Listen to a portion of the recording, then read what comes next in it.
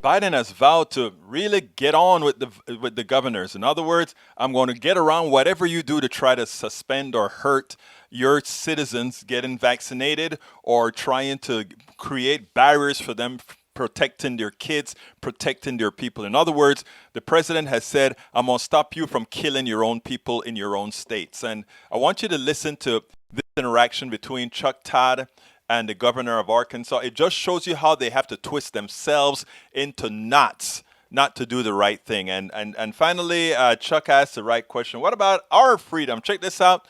Then we'll take it on the other side.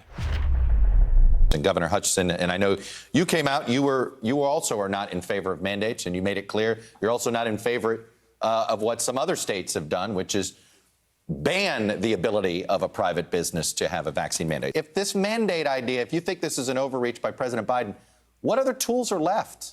I mean, we've hit a wall here, have we not? Well, no, I don't think we have hit a wall. Vaccinations continue to increase in Arkansas. We've had one strategy, which is building confidence, marketing this, spending hundreds of millions of dollars in a marketing campaign, building confidence. I've been to 16 cities, as you know, doing vaccine town hall meetings, trying to educate, trying to encourage, answer questions, and to build confidence. And I started them off by saying, we're not going to increase vaccination rates by more mandates from the government. We're going to have to build confidence in our communities. This reverses that strategy. Let me ask you this, though. It does feel as if our entire sort of the political rhetoric has been about accommodating the unvaccinated. What about the folks that have done the right thing and they're still at risk? Their freedoms are being denied here. The freedom to travel without feeling as if your health is at risk. I mean, I do think this personal liberty argument for this small minority has covered up the liberty that I assume you would like to have to be able to travel fairly virus-free around the state. I would, what about that? What about the freedom of those that did get vaccinated? Well, it is a matter of individual choice and individual freedom, but you always have to talk about responsibility to the community. And that's the foundation of America, is that we join together and we act not just individually, but for the good, the common good. So that is a relevant factor. But let's think through this, though, that even with smallpox vaccinations, we require those in the school. Nobody requires them in businesses. And so I think it's wrong on principle, but it's also wrong on strategy and how to get to where we all want to get, which is increased vaccination rates. I think this can have just the opposite impact. When you brought up the smallpox example, one of the reasons I think why businesses don't have to worry about it is because it is mandated in schools. Right. And it's pretty, we've done a pretty good job making sure people get it. Do you think the COVID vaccine, once it's approved, is that the best place to do the mandate? Is on the first? Well, historically, we have utilized that tool in the schools for the broad public safety. We may be to that point in our country at some point, but right now we're not even approved by the FDA for under 12. We've only had one of the vaccines that have been fully approved by the FDA. And so we're a long ways from putting that mandate in the schools, even though that we could reach that point, and it should be done on a state by state decision basis. Given what we've seen in France and Germany, you think that this may have the opposite effect? Their vaccination rates went up when they went with a tougher mandate on the private sector. Ultimately, if the vaccination rates go up 10 to 15 percentage points, will this have been a success? Well, if that's the only goal, you're increasing vaccination rates, and businesses are afraid of OSHA.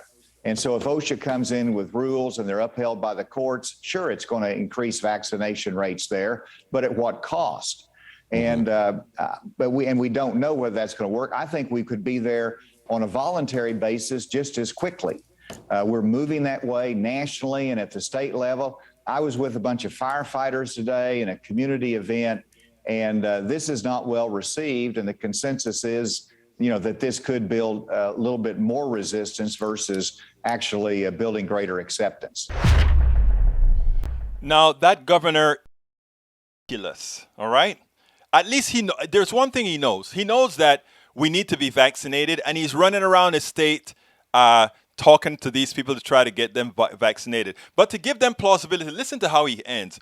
Oh, the firemen and the police officers, and remember, they're first responders, and they have a problem with the vaccine. It shows that what needs to be done is a mandate. If you're intellectually incapable of seeing the reason for doing a vaccine, if you're intellectually incapable of seeing that not having vaccine causes 11 times the amount of deaths, fills up your ICU, etc., and all those that are in the ICUs, 99% of them are unvaccinated, which means, again, that's causing the problem. If your first responders have been so misinformed in your state, if all these things are true, then the only option is a mandate. And the mandate is to protect the rest of us, as Chuck Todd said. What about us? What about our freedom? Would you allow somebody to walk around with a gun, swinging it all over, that he has or she has no control over, that can accidentally blow your head off? You won't. You would create a mandate to stop that. Well, then again, Republicans like their guns, so they may not care that a few people get blown up for having a gun. But anyhow, let's get real. The reality is a mandate is necessary, and in a society, one gives up a certain percentage of freedom in order for all of us to have a safe existence, a free, safe existence. The governor is full of it. I'm glad that Chuck Todd kind of challenged him in a couple of questions, but still, it just shows you how ideology can trump intellect in a lot of these areas. This governor knows better.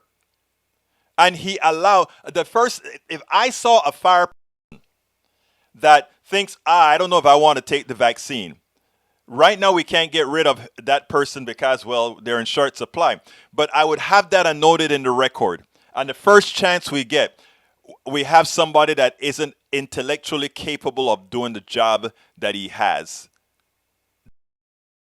Because as it turns out, these people are walking guns, walking uncontrollable guns.